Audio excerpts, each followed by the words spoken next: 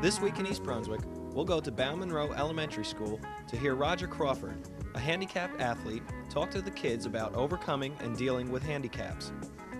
Next, Assistant Library Director Sharon has an interview with the Reverend Deegan about a new Christian college based at the Assembly of God Church here in town. And of course, we'll have our regular features. Bob Nemzer's Quick Clicks. Today, Bob unravels the mystery of f-stops. Ken Shalhoop's Health Facts with information on alcohol and the heart. Adrian Eisner's Consumer Aware with advice on charitable organizations, and our weekly Township Council review. But first, here's a look at what's on Channel 8 next week. Monday at 10 a.m., it's Look Great, Feel Great with Lenore Kulik. On this program, Lenore visits Jumpin' Gym Kids, an exercise program for preschoolers. At 10:30, it's For Art's Sake with Dolly Basta and her guests Joe Hart and Joe Mancuso from the Shoestring Players Children's Theater Group. Due to the Christmas holiday, there will be no cable casting on Channel 8 Tuesday and Wednesday. Thursday at 7:30, it's Sports Talk with John Megliero and his guest parachutist, Carolyn Gillette. Be sure to check the Channel 8 program guide for repeats of these shows. Last week, Roger Crawford, a handicapped athlete, visited all the public schools in town to share his ideas about being handicapped and how to overcome obstacles that are associated with handicaps. Roger stresses that a handicap is a challenge that life presents to everyone, and that everyone has the ability to overcome them. Here Roger talks to the kids at Bow Monroe Elementary School. Different than most of you. I have a handicap that affects both my hands. I have 2 fingers on my left hand and 1 finger on my right hand. This is how I was born. Now the medical term for what I have is called ectrodactyly. But I don't use that. It makes me sound like some sort of dinosaur. Now when I was 5 years old, I was faced with a major decision in my life. Whether to continue wearing a brace and I walk with a stiff leg, or to go into the hospital and have an operation so I could wear a wooden leg or prosthesis. I decided when I was 5 years old to go into the hospital so that I could be fitted with a wooden leg. And I have a special surprise for all of you. Because today I have with me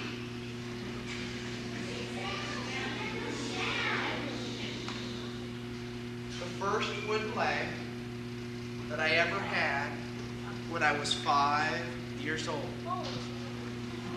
This is my very first leg.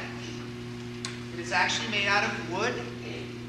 It cost $400 in 1965. As you can tell, I've grown a little bit. Every time that I grow, I have to be fitted with a new leg. So I have a total of 14 legs. I'm tied with a caterpillar for most legs. I also have with me my brand new leg. This is the 1985 model.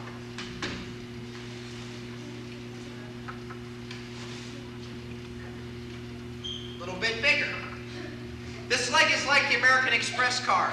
I can't leave home without it. It is held on by suction and it holds on very, very tight. This leg costs $5,000. So you've heard the $6 million man? Today I'm going to listen to the $5,000 man. People ask me all the time, they say, hey Roger, can you swim? And yes, I can swim. When I go into the pool, I go in without my leg on. But I'm still waiting for them to invent a leg that has a little outboard motor on the back. So I can buzz around the pool, it'd be great.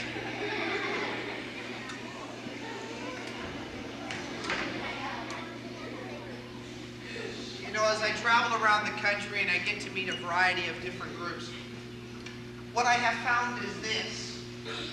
Many people do not understand what someone with a physical handicap is really like.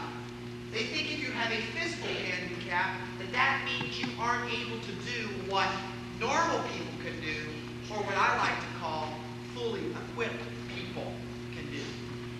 My father and I went to go test drive a car when I was 16 years old.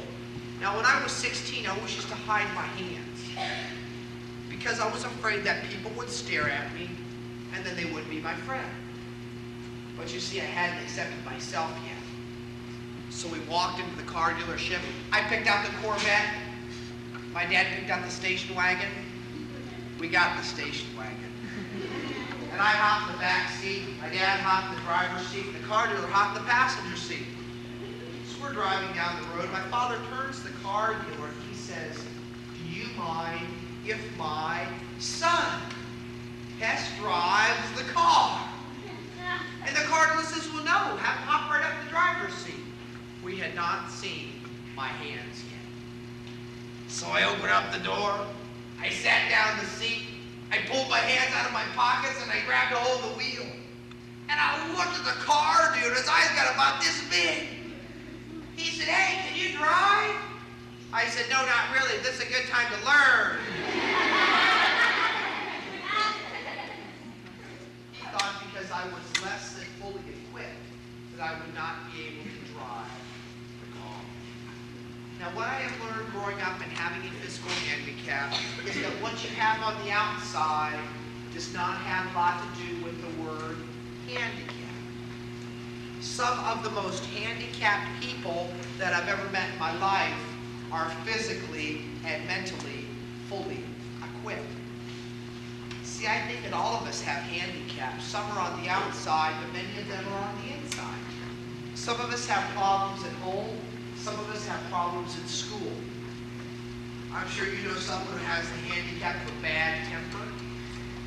Someone who has the handicap of being lazy. Yeah. Or how about someone who has the worst disability of them all? That's someone who has a disability of a negative attitude. You know who those people are that have a negative attitude? They walk around all day like they're smoking on a pickle.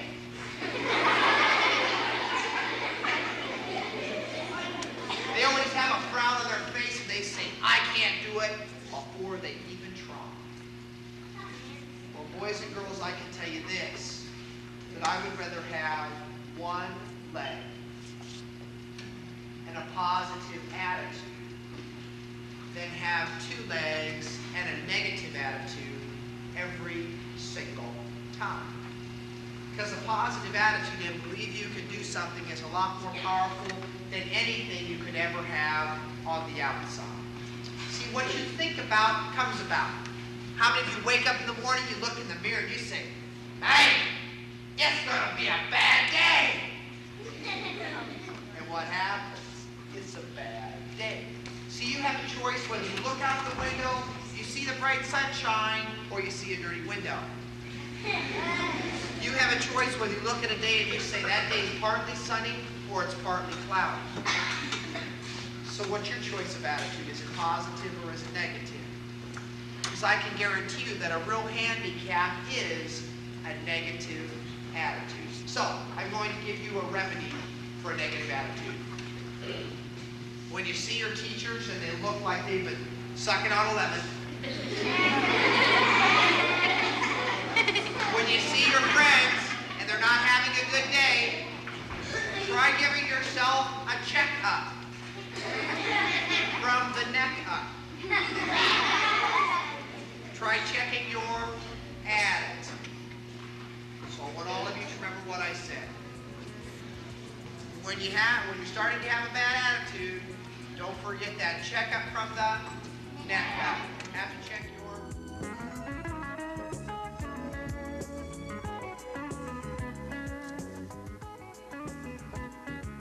Hi, this is Sharon Karmazin for This Week in East Brunswick. And with me today I have Reverend John Deegan, who is senior pastor at the East Brunswick Assembly of God Church on Riders Lane. Welcome. Thank you, Sharon. It's nice to be here. I understand that the church has embarked on quite an ambitious educational program, starting all the way with elementary school and going all the way up to college. Can you tell us a little bit about it? Yes, it's quite exciting. We've been trying to meet the needs of our congregation as much as possible, but also now finding that the outsiders or outside of our congregation looking for educational backgrounds, whether in a day school or in a college. Our day school began with some mothers who were quite concerned with the learning of some of their youngsters, wanting a more structured type of schooling. Now, And, is your school an alternate to the public schools? Yes, I would say it is, yeah. It allows the parent the opportunity to choose between the two, whether a public or a private school. There are smaller classes, and more closely structured, almost to a one-on-one based type of education. And we start with kindergarten right up through the 7th grade. And how many children do you have enrolled? Our first year, we've enrolled 55 youngsters. And how many teachers are We there? have a staff of 6 plus our principal. How does accreditation work for a school of that type? A church-operated school doesn't need accreditation. They operate through the school. Eventually, I suppose we will go in that direction. But because of being a private school, we do not need any accreditation since it's church-operated. And you mentioned that the church is now getting into a Bible college also. Yes, that's quite exciting. That also arose out of the fact of the need of young people who could not travel away to a campus for a college, and we thought it might be something good to introduce here at our congregation. We contacted our national headquarters, which is located in Springfield, Missouri, and through them and through the education department, we have started a college called Berean College Bible Study Center. Now, what kind of study does this prepare your students for as far as future careers or future work? Well, it'll be mainly for those who might be interested in perhaps in some type of ministry or religious work, and counseling, pastoral counseling, ministerial counseling. And the accreditation comes from? It comes through our colleges, yes. I see. And through which colleges are those? That will be through the Berean College or Central Bible College. We have 11 colleges in the United States, and so all of these courses would be accredited through all of the colleges. And what kinds of courses are you offering now? Well, methodical Bible study.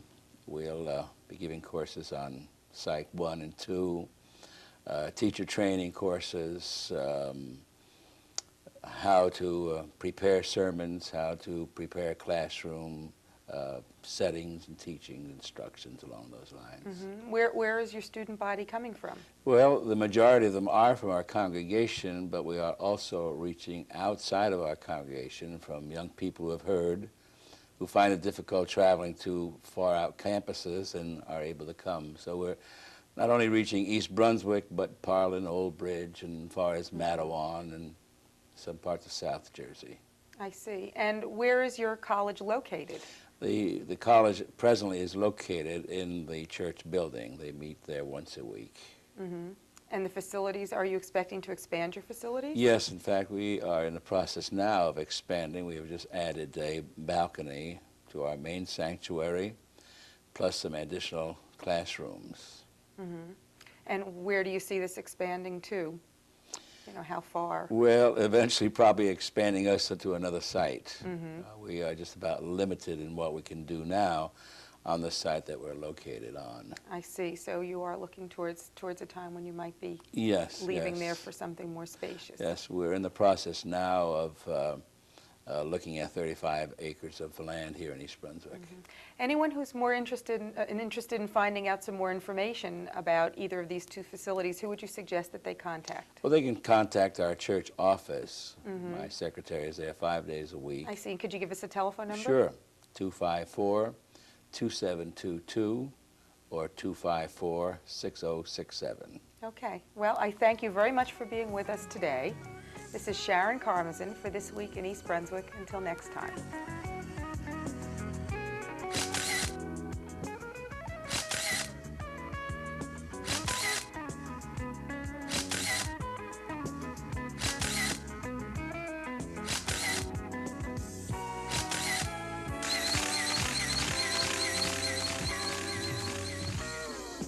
Hi, I'm Bob Nemser.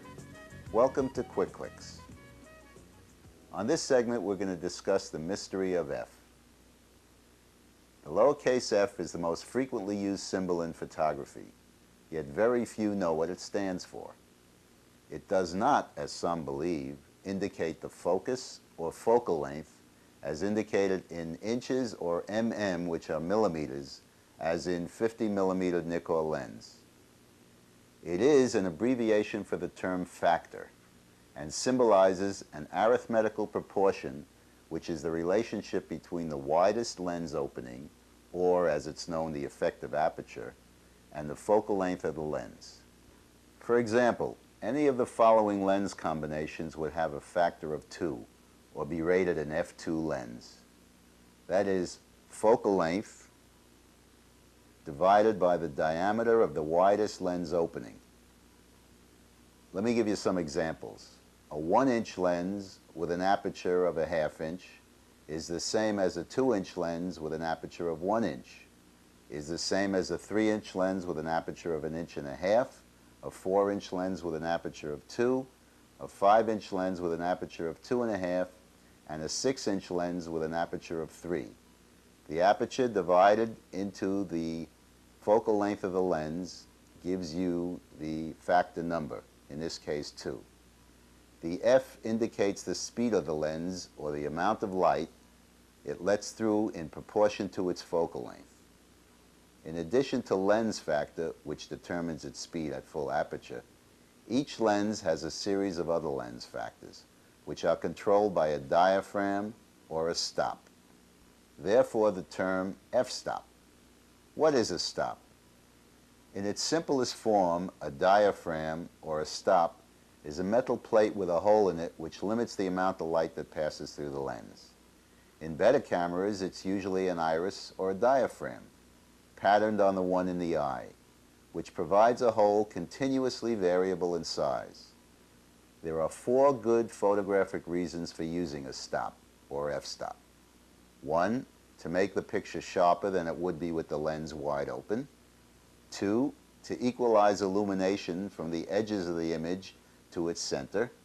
3, to get depth of field. And 4, to control the exposure. Let me show you a chart that explains in better detail what I'm talking about.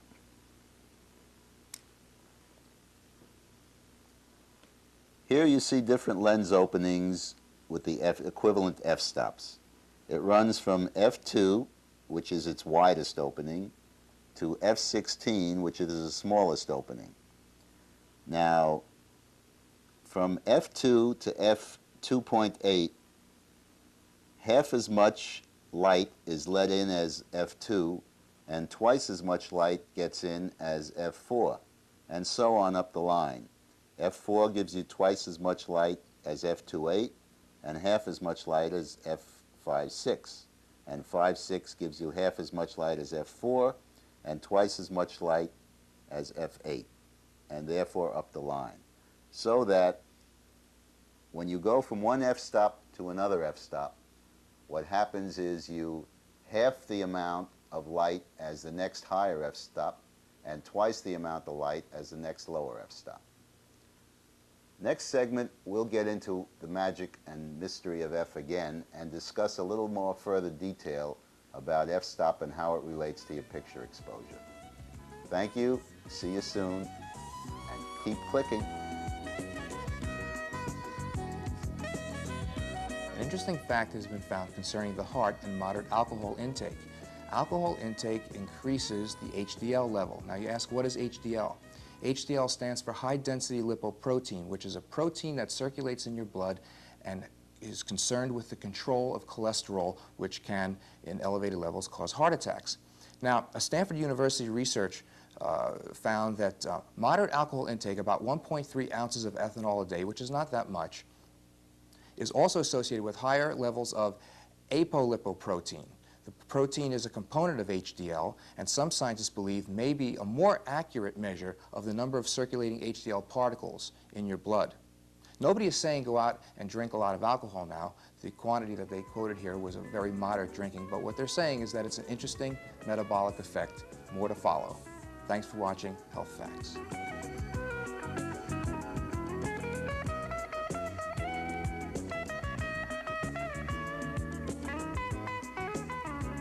Hello, and welcome to Consumer Aware.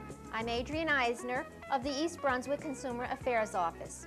Today we're going to be talking about contributions to charitable organizations. Americans are by nature a very generous people. We give to a variety of religious groups, medical research, community-oriented welfare agencies, and to those who are hungry or homeless.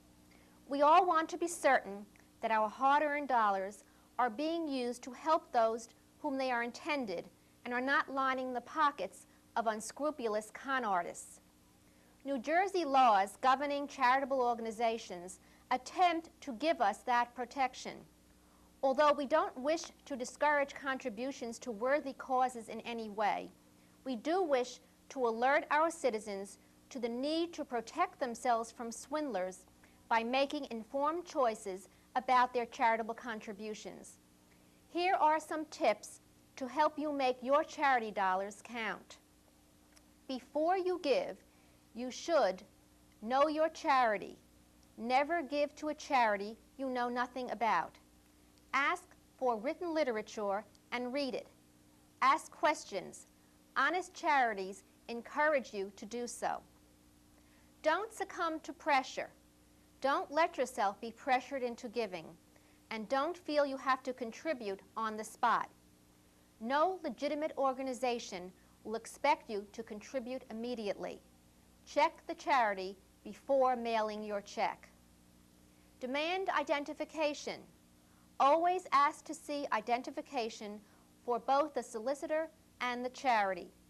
Be suspicious of anyone who can't respond satisfactorily. Don't fall for the tearjerker. Don't give because of a pathetic sob story. The hard luck tale is a favorite of the phony operator. Don't be fooled by a convincing name. A crooked charity will often have an impressive name or one that closely resembles the name of a well-known, respected, legitimate concern. Beware of telephone solicitations. Refuse to commit yourself on the first call. If the charity sounds worthwhile, ask to be given more information. Check out mail solicitations. Mail solicitations are often accompanied by a trinket or some other item which you are told you can keep if you make the contribution. Yet, federal law is very clear and states that unless you ask for the item, you can keep it without making a contribution. Avoid giving cash if possible when contributing to charities. If you must give cash, be sure that you ask for a receipt. Give generously to worthwhile charities. The good charities are many and need your help. But please keep these precautions in mind. If you have any questions about charitable organizations or any other consumer problems, please call us at the East Brunswick Consumer Affairs Office. Our telephone number is 390-6954. You can reach us in the office Monday through Friday, 9 a.m. until 5 p.m. I'm glad you could join us today on Consumer Aware and hope we'll be seeing you again next week. At this week's Township Council meeting, Stan Fisher, co-chairperson of Irate, asked the council to consider seed money at their next budget hearing that would be earmarked for the advertising of the township's recycling programs. This in an effort to increase the public's awareness and participation in these programs. Fisher also reported that the town of Spotswood decided not to recycle. This is an outrage, said Fisher. He then asked the council to consider a resolution that would formally request Spotswood to look at the Edgeboro landfill and then reconsider their decision not to recycle in Spotswood. Also at the meeting, Township Finance Director L. Mason Neely presented his report on the current commuter situation to the council. According to Neely, the demand for parking in East Brunswick exceeds the amount of space now available. In response to questions, Neely stated, "We have somewhat met the needs of the public." Also discussed, should parking in East Brunswick be restricted to East Brunswick residents only? Council President Jerome O'Connor stated, "Whatever we can do to restrict parking in East Brunswick for East Brunswick residents should be done." Several other council members expressed their support for this issue. Councilman Russell Walker stated, "No provisions for out-of-town commuters should be made." Later, head of the Department of Planning and Community Development, William Tanner, presented an update on the widening of the northern portion of Riders Lane. He reported that the county has planned to construct a 15-foot median to separate the two lanes of the proposed new Riders Lane. The section most affected would be the small stretch between Sullivan Way and Lakeview Avenue. The county plans to include access roads that will allow residents living along Riders Lane to exit onto either Sullivan Way or Riders Lane north of their homes. The council discussed possible improvements and plan modifications, but took no action on this issue. As this is the final edition of This Week in East Brunswick for 1985, the staff of Channel 8 would like to take time to thank the hosts of all our shows who have volunteered their time to bring you interesting and informative programs seen here on Channel 8. Lenore Kulik for Look Great, Feel Great. Paul Durant for Target. Dolly Vasta for Art's Sake. Paul Hansen for You and Your Money. Ken Shalhoub for Let's Talk Health. Dr. Joseph Sweeney for Spotlight on Education. John Megliero for Sports Talk. The Children's Librarians for Storytime, Mayor Fox for About East Brunswick, Bob Nemser for Quick Clicks, and Adrian Eisner for Consumer Aware, and everyone else who has donated their time and effort, both in front of and behind the cameras during the past year. That's all for this week. Thanks for watching, and stay tuned for a special announcement for Dolly Vasta about Playhouse 22.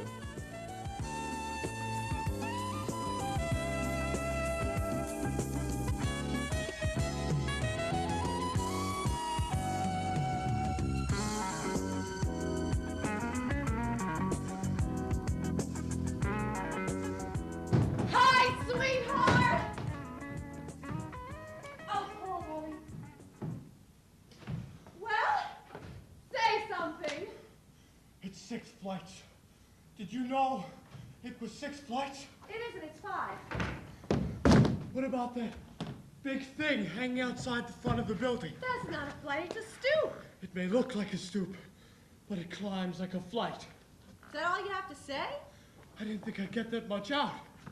It didn't seem like 6 flights when I first saw the apartment. Why is that? You didn't see the apartment. Don't you remember the woman wasn't home? You saw the 3rd floor apartment. And that's why. You don't like it? You really don't like it? I do. I'm just waiting for my eyes to clear. I expected you to walk in here and say, wow! I will. Okay. Wow. Oh, Paul, darling, it'll be beautiful. You just came home too soon. You know, I missed you. Did you really? Right in the middle of a Monday morning conference, I began to feel sexy. That's marvelous. Let's take a cab back to the plaza. We still have an hour before checkout time. We can't. We took a towel and 2 ashtrays. We're hot. You still love me. After 6 days at the plaza, what's the trick? Well, that was the honeymoon. Now we're on a regular schedule. I expected you'd walk home here tonight. Should we shake hands and start the marriage? How do you do?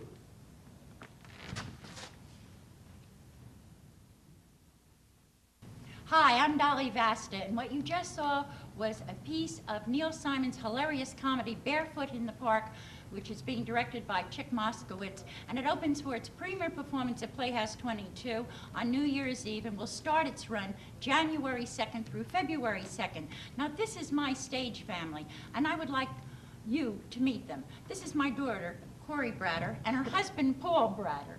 This is our marvelous upstairs neighbor, who's a little strange, Victor Velasco, and another dingbat who belongs in the show is our telephone repairman over here. We are missing one character right at the moment who's wandering around somewhere, who makes a cameo appearance as a Lord and Taylor delivery man.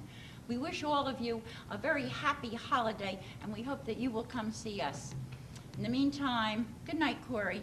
Good night, Mom. Good night, Paul. Good night, Vic. Good night, Paul. Good night, telephone man. Good night, all. Good night, all.